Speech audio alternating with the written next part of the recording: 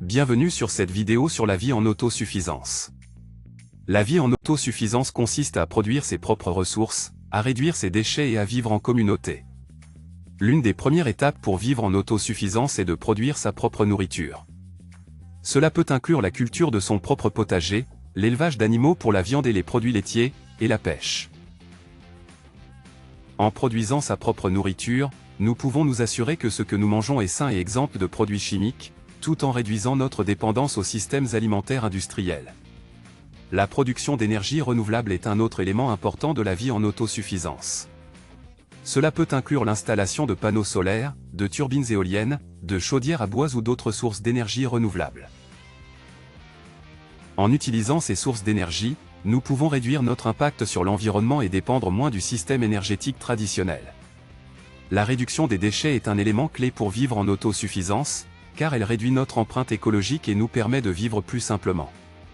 Il existe de nombreuses façons de réduire ces déchets, comme le compostage, l'utilisation de produits réutilisables et l'achat de produits locaux et en vrac. En utilisant ces techniques, nous pouvons réduire considérablement la quantité de déchets que nous produisons et faire une différence significative pour l'environnement. La vie en autosuffisance est souvent associée à la vie en communauté. Cela peut inclure la vie en communauté sur une ferme ou un espace communautaire urbain. Vivre en communauté peut permettre de partager les ressources, d'économiser de l'argent et de créer une communauté plus forte et plus solidaire. La vie en autosuffisance peut présenter des défis, tels que la gestion des ressources, les coûts initiaux pour installer les systèmes, et la nécessité de changer ses habitudes. Cependant, ces défis peuvent être surmontés en étant déterminés et en travaillant ensemble avec d'autres personnes vivant en autosuffisance. La vie en autosuffisance peut être une expérience gratifiante qui peut vous permettre de vivre de manière plus simple et plus respectueuse de l'environnement. En produisant votre propre nourriture, en utilisant des sources d'énergie renouvelables, en réduisant vos déchets et en vivant en communauté, vous pouvez atteindre un mode de vie plus durable.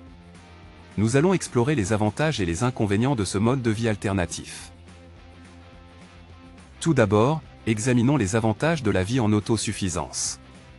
Premièrement, vous pouvez avoir une alimentation plus saine en produisant votre propre nourriture et en ayant un contrôle total sur les ingrédients et les méthodes de production.